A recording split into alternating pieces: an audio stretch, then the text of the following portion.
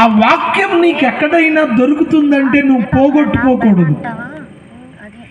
మరి ఎందుకో కొంతమంది వాళ్ళ సభలకే వెళ్తారు, ఇంకొకళ్ళ సభలకు వెళ్ళరు అనేది విశ్వాసులను కూడా అనలేము. కొంతమంది వెళ్ళనివ్వరు.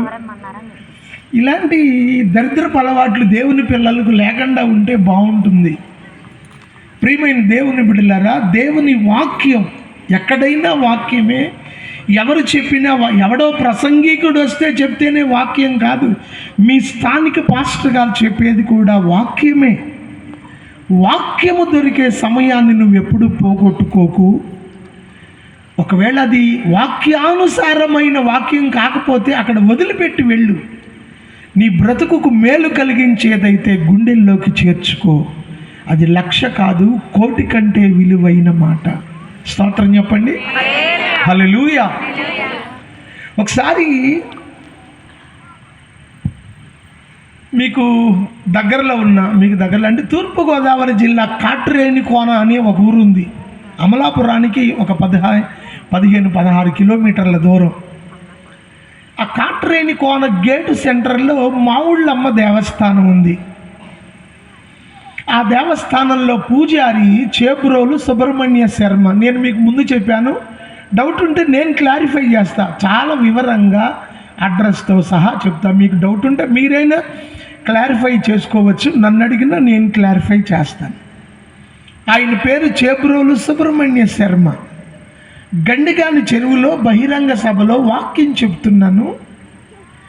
దేవునికి స్వరూపం ఉన్నదా లేదా అనే సబ్జెక్టు మీద చెప్తున్నాను. ఆయన గుళ్ళో అమ్మవారికి నైవేద్యం పెట్టి అగ్రహారం వెళుతున్నాడు ఇంటికి. ఆయనకి వినపడుతున్నాయి మైకులో మాటలు. మనం ఎందుకు మైకులు పెడతాము అంటే, మనం దేవుని పిల్లలు, మనకు తెలిసిన వాక్యం లేక తెలుసుకుంటాము. కానీ మన చుట్టుపక్కల ఉన్న మన అన్నదమ్ములు కూడా విని సత్యాన్ని తెలుసుకోవాలి, లేక దీవించబడాలి, వాళ్ళ బ్రతుకులు మోక్షానికి చేర్చబడాలి అనే ఒక సదుద్దేశంతో మైకులు పెడతాం. లేకపోతే మైకులు పెట్టే అంత అవసరం లేదు.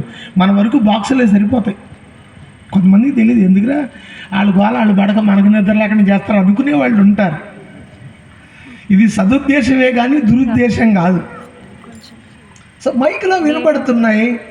ఆయనకు ఇంకా వినబుద్ధి అయి ఇంటికి వెళ్లకుండా తిరిగి గుడి దగ్గరకు వచ్చి గుడి దగ్గర కూర్చొని ఆ రాత్రి సందేశం అంతా విన్నాడు.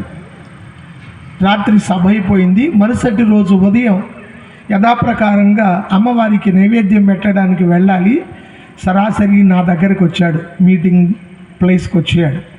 అక్కడ పాస్టర్ అబ్రహాం గారని గండిగాని చెరువులో పాస్టర్ గారు ఆయన. అయ్యా, రాత్రి వర్తమానం చెప్పినటువంటిది ఆ పాస్టర్ గారు, అయ్యగారు ఇంకా లేవలేదండి, లేటుగా పడుకున్నారు, అందరికీ రోగుల కొరకు ప్రార్థన చేసి ఆలస్యమైంది. ఏంటండి మీరు వచ్చారు అంటే, వారితో మాట్లాడాలని వచ్చాను. సరే నిద్ర లేపుతానంటే, లేదు ఆయనకు నిద్రాభంగం కలిగించద్దు, నేను కూర్చుంటానని ఆయన వెయిట్ చేస్తూ ఉన్నాడు. అంతలో నాకు మెలకు వచ్చింది. నేను 6 గంటలు నిద్రపోతే లేస్తాను అంతటికి నేనే, అదొక అలవాటు. సో లేచాను. అప్పటికి కూర్చుని ఉన్నాడు. గబగబా వచ్చి నా పాదాలకు నమస్కరిస్తే చేతులు పట్టుకొని లేపాను. ఎవరండి మీరు ఏంటి అంటే చెప్పాడు. నేను చేబ్రోలు సుబ్రహ్మణ్య శర్మ అండి, గేటుకాడ మావుళ్ళమ్మ దేవస్థానంలో పూజారి. చెప్పండి ఎందుకు ఇలా వచ్చారు? రాత్రి మీరు చెప్పిన వర్తమానం అంతా విన్నాను. అది విన్న తర్వాత యేసుక్రీస్తు నిజమైన దేవుడనే సత్యం నా అంతరాత్మకు అనిపించింది. మీ దగ్గరకు వచ్చి ఆ మాటలు చెప్పి ప్రార్థన చేయించుకున్నాను, కొబ్బరి నూనె కూడా తెచ్చుకున్నాను అని ఆ కొబ్బరి నూనె సీసా తెచ్చుకున్నాడు. ప్రార్థన చేసి పంపాను. సందర్భం ఎందుకు గుర్తు చేశాను అంటే, వాక్యము అనేది మనం వింటే సత్యము అనేది మనకు బోధపడుతుంది. వాక్యము వినడానికి